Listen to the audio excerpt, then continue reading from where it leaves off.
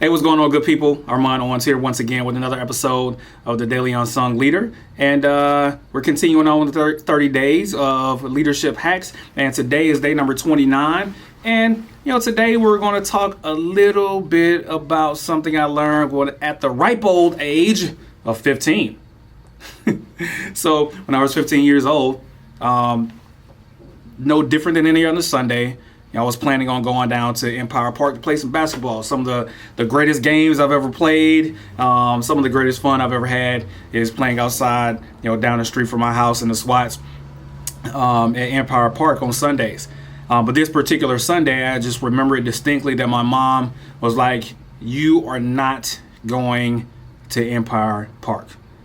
And I was distraught because I derived a lot of joy from going down there and playing basketball. But sometimes Empire Park had the ability to get a little bit out of hand. So this Sunday she was like, "Nah, you're not going." And amazingly enough, there was a shooting, that happened that exact Sunday. 7 people were shot. Nobody, luckily nobody died. But a good friend of mine got shot in the leg. And I was amazed that my mother could draw information from a place about a time that had not yet happened and be definitive about that in a way as though she had some level of insight, that came from up on high. I don't know. Mother's intuition, whatever you want to call it. But she definitely, saved my butt, that Sunday. And why is intuition relevant in terms of leadership hacks? Well, first of all, we never talk about it. We never have discussions about intuition when we're talking about leadership, right? We always talk about the responsibility, the accountability, you gotta have the courage and all these things, right? And I've talked about those things, and all those things are true.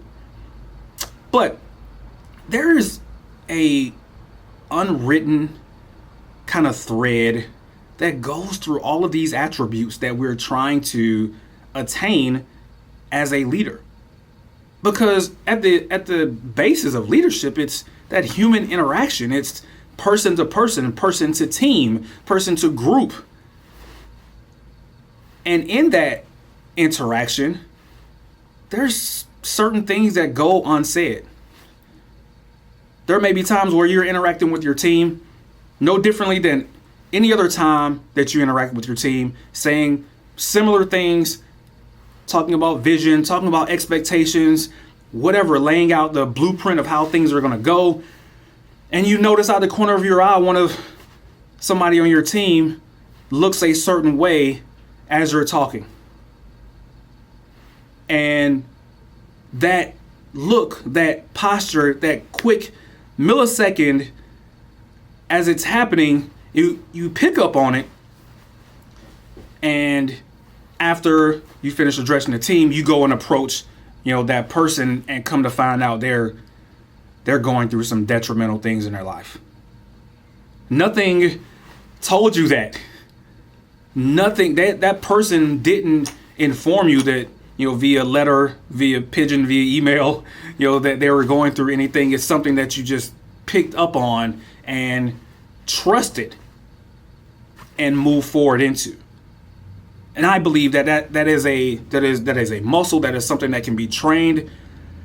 But you have to be willing to be wrong. You have to be willing to get it wrong. Because intuition is just like any other muscle, I believe. Now, this is my beliefs here. But I think it's something that you can grow into and get better at.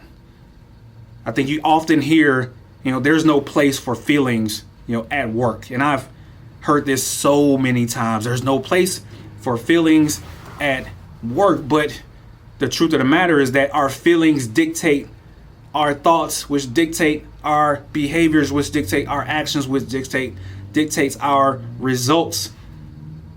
I'm more apt to neglect something because I don't feel like it. And that thought, that feeling is extremely hard to overcome by a thought. we commit most of our actions, we commit most of our behaviors because of how we feel. Our feelings have more weight on how we perform than even our thoughts. Because if I feel great, the chances of me performing great are exceedingly abundant. But if I don't feel well, the chances of me performing well, the chances are not great at all. When we are talking about intuition, I think we're talking about accessing a level of intelligence that's just not cognitive. And when I speak on cognitive, I'm obviously talking about coming from, our heads here, right? But there is also a level of intelligence that we can derive, from our hearts. There's a level of intelligence that we can derive from our guts, right? And recent research has shown that there are millions upon millions of neurons that exist within our hearts. And there are millions upon millions of neurons that exist within our intestines, which exist within our guts. And amazingly enough, the communication that is happening between our hearts and our minds, which most people would think our minds are telling our hearts what to do, but it's a reverse. There are more afferent or one-way communication patterns that are happening from our hearts to our minds than our minds to our hearts. So our hearts are dictating more information to our brains. So as our hearts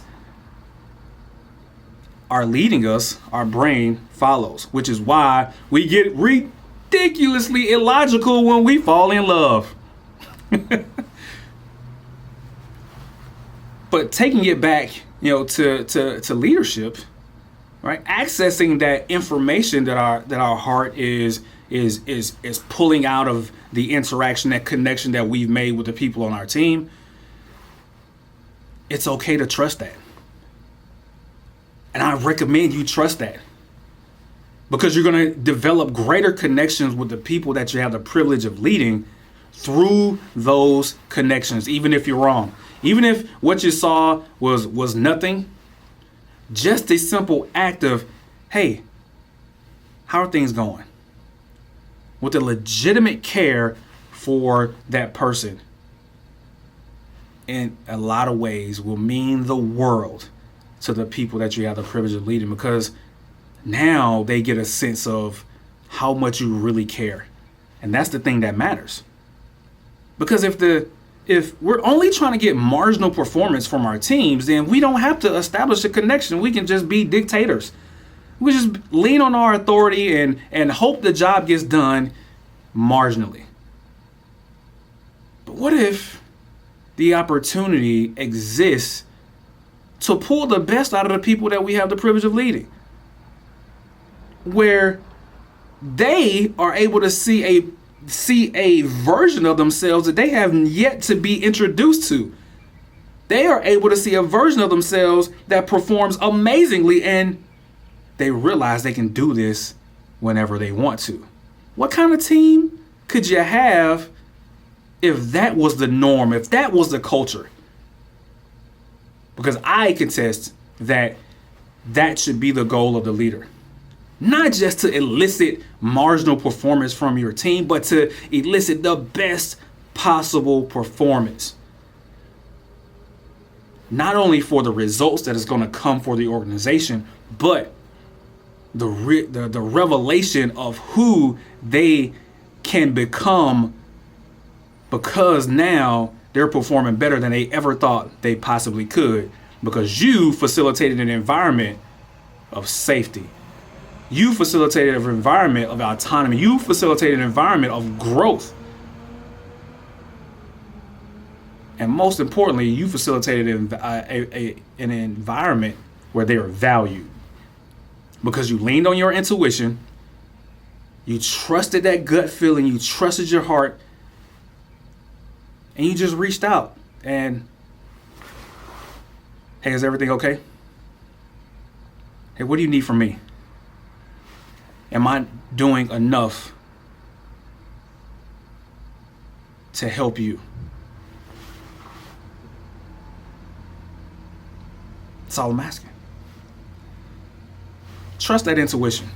Next time you see that body language shift a little bit, those eyes divert down to the ground a little bit, something that exists outside the norm, respond to it. Trust your intuition. And it'll do wonders for your interaction with your team, and it'll do even more for your problem solving and for your results. So that's number 29. Like, share, give me some feedback. Let me know what you think. It's always great to talk. It's always great to hear the feedback of the team. And number 30 is coming tomorrow. And hopefully you get a kick out of the last hack. So number 30 is coming tomorrow. And as always, Unsung Leader, out.